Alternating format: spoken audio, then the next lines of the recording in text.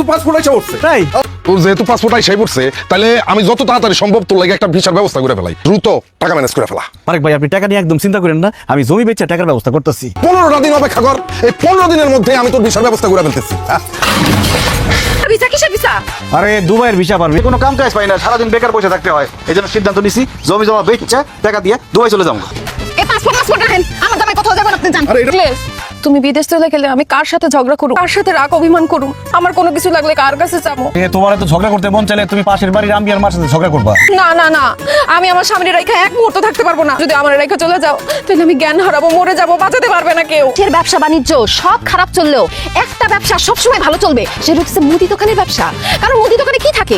চাল, ডাল, লবণ, তেল, আটা, ময়দা, সুজি। বন্যা হোক, ঝড় হোক, আন্দোলন হোক, হরতাল হোক, মানুষের তো ভাত খাইতেই হইব। আর ভাত খাইতে হইলে মুদি দোকানে যাইতেই হইব। এর জন্য মুদি দোকানের ব্যবসা সবসময় রমরমা, সবসময় চাঙ্গা। তুমি একটা মুদি দোকান দিয়ে দাও। মুদি দোকানি কইরা বাড়িতে একটা বিরাট বিল্ডিং তুলছে, 2 পোলারে কুয়েতে পাঠাইছে, 2 মেয়ের বিয়া দিছে। তাই আর চিন্তা না কইরা বাপের জমি বিক্রি কইরা বিদেশ না যাইয়া তুমি একটা মুদি দোকান দাও। আল্লাহ, তাহলে একটা দোকান থেকে জানো 10টা দোকান হয়, সেই তৌফিক দান করো। আপনারা যাবেন না, আপনাদের সবার জন্য মিষ্টি মুখের ব্যবস্থা আছে। তোমার ওকে কি ব্যবস্থা করছো? জিলাপি, মিষ্টি না রসগোল্লা? জিলাপি। ওই মিয়া, তুমি এত কিপটা কেন? এত টাকা খরচ করে দোকান দিছো, একটু রসগোল্লার ব্যবস্থা করতে পারো? করেন কাকা। আরে আমি দাও আমি আরে আরে দাও আমি আরে কি শুরু করছো? দাও না। এই সোসার বাচ্চারা, জিলাপি নিবি ঠিক আছে, আমার গামলা দিয়ে দা। আমি তো জিলাপি পাইলাম না, আমার 1 প্যাকেট বিস্কুট দাও।